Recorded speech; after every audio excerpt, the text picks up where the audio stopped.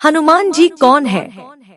एक बार पार्वती जी ने शंकर जी से कहा, भगवान अपने इस भक्त को कैलाश आने से रोक दीजिए, वरना किसी दिन मैं इसे अग्नि में भस्म कर दूंगी।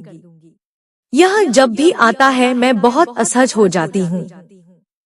यह बात मुझे बिल्कुल भी पसंद नहीं है। आप इसे समझा दीजिए, यह कैलाश में प्रवेश न करे। शिवजी जानते थे कि पार्वती सिर्फ उनके वरदान की मर्यादा रखने के लिए रावण को कुछ नहीं कहती है। वह चुपचाप उठकर बाहर आकर देखते हैं। रावण नंदी को परेशान कर रहा है। शिवजी को देखते ही वह हाथ जोड़कर प्रणाम करता है। प्रणाम महादेव, आओ दशानन, कैसे आना हुआ? मैं तो बस आपके दर्शन करने के लिए आ गया था। आखिर महादेव ने उसे समझाना शुरू किया, देखो रावण, तुम्हारा यहाँ आना पार्वती को बिल्कुल भी पसंद नहीं है, इसलिए तुम यहाँ मत आया करो। महादेव, यह आप कह रहे हैं? आप ही ने तो मुझे किसी भी समय आपके दर्शन के लिए कैलाश पर्वत पर आने का वरदान दिया है, और अब आप ही अपने वरदान को वापस ले रहे हैं। ऐसी बात नहीं है रावण, लेकिन तुम्हारे क्रियाकलापों से पार्वती परेशान रहती है, और किसी दिन उसने तुम्हें श्राप दे दिया तो मैं भी कुछ नहीं कर पाऊंगा। रावण ने कहा, वरदान तो मिथ्या हो गया महादेव। मैं तुम्हें आज एक और वरदान देता हूँ।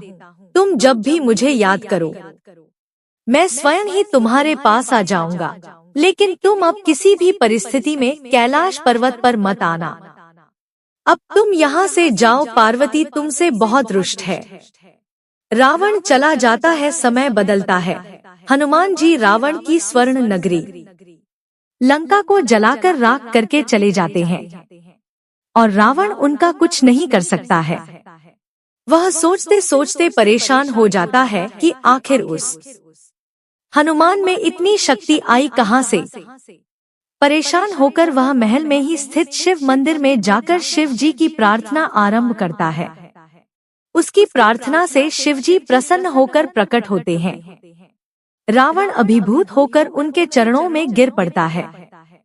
कहो दशानन, कैसे हो? शिवजी जी पूछते हैं। आप अंतर्यामी है महादेव, सब कुछ जानते हैं। प्रभु, एक अकेले बंदर ने मेरी लंका को और मेरे महल को भी जलाकर राख कर दिया।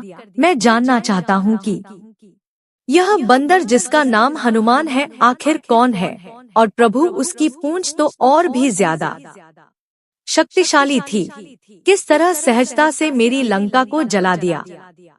मुझे बताइए कि यह हनुमान कौन है।